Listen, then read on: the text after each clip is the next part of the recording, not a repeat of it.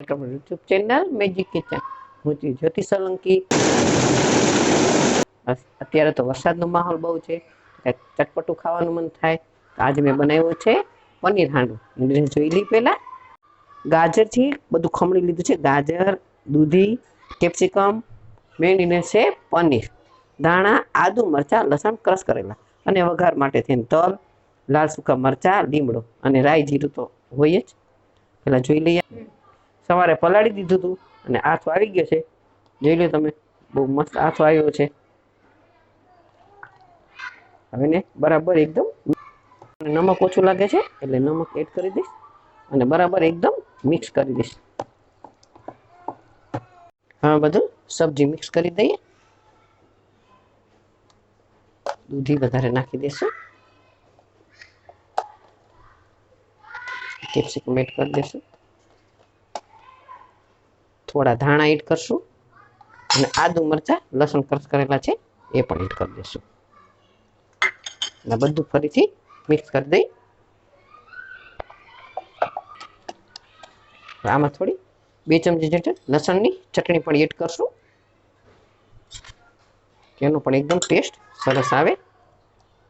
અને હવે આપણે કરી નાખશું એનો ઉપરથી વઘાર. 2 મોટા ચમચા તેલ એડ કરશું, 2 થી 2.5 ચમચા માં તેલ.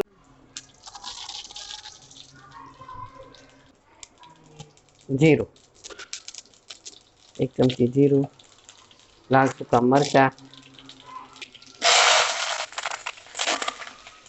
અને એડ કરશું તલ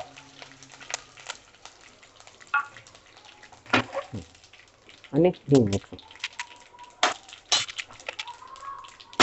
આપણો વઘાર તૈયાર થઈ ગયો છે. એડ કરી દઈ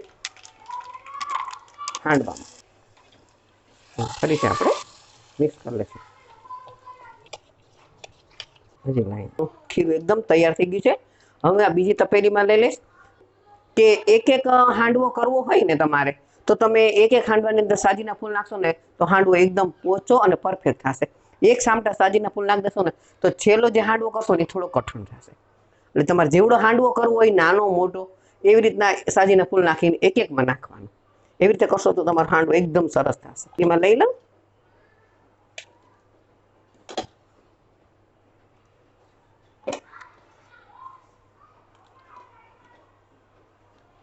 થોડું તેલ એડ કરશો.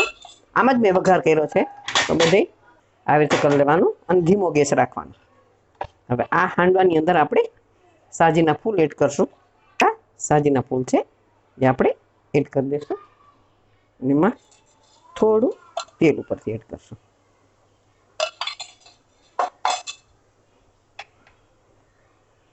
હવે આપણે તલરી એવી રીતના આપણે એડ કરી દઈશું.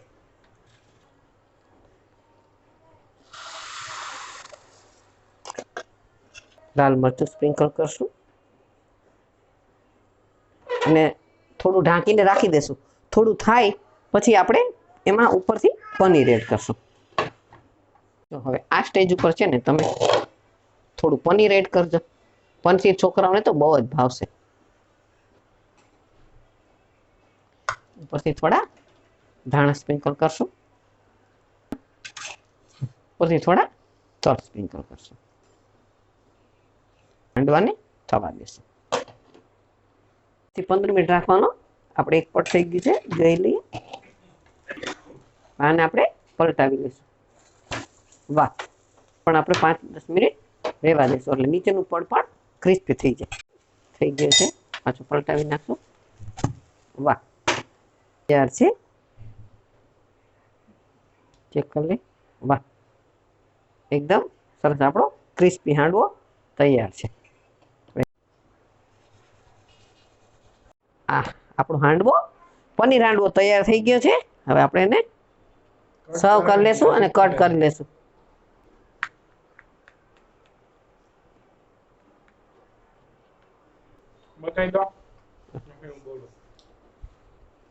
છે પનીર હાંડવો આપણો એકદમ સોફ્ટ. જો બધાને બહુ ભાવશે.